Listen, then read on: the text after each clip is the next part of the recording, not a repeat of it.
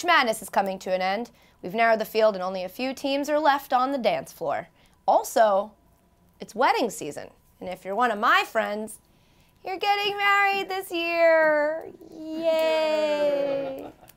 Those two things have more in common than you think, weddings and the Final Four. Each of the teams left correlates to a guest that you see at a wedding. It's actually a convenient metaphor. Or should I say, meta-FINAL-phor!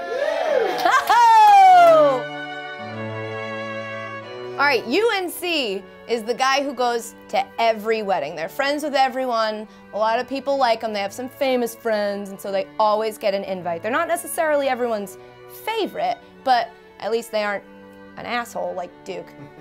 They basically have the wedding guest thing down to a science by now. Show up, drop an envelope in the basket, kiss the bride's mom, dance with a few babies and grandmas, lead the group in the Cupid shuffle.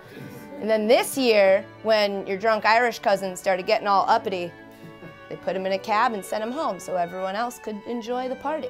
It's tough not to like that guy. He's in a class all his own. Probably because it isn't a real class and he's just taking it to maintain eligibility, allegedly. Oklahoma is that person that when you saw they were invited, you were like, yeah?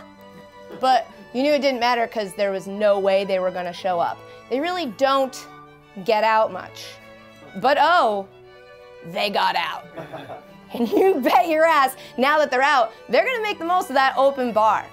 This is the guy you want to align yourself with at a wedding. Hop on his bandwagon ASAP because he's got nothing to lose. He's going to take chances on some pretty questionable jokes because, hey, one might land. You never know. You miss 100% of the shots you don't take, and he is taking literally every shot. Jameson, tequila, lemon drop, it, let's go. It's reckless, it's exciting, and if it all works out, the ladies at the wedding love it.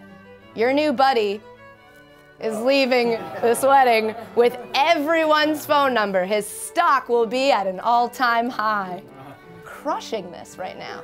So Villanova is that friend from high school who stayed behind when everyone else moved away.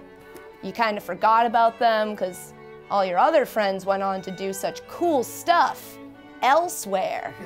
And everyone that stayed behind kind of sucks. But they have to be invited because they're friends with everyone's parents. You don't remember them being all that cute in high school, but when they show up at the reception, they're wearing a backless dress and everyone notices them for what feels like the first time. I can relate to this story as a man. It's kind of like She's All That. Like heading into this wedding, everyone was planning on trying to bang Kansas, but Villanova walked in and just shut that down. Go home, Kansas. You're not in Kansas.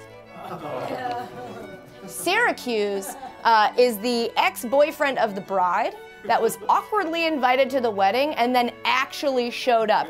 Everyone at the wedding is pretty sure they cheated, which is why they laid low during wedding season last year, but no one can really prove it, so you still have to be nice to them to their face, which once you see them again is fine because they look pretty good.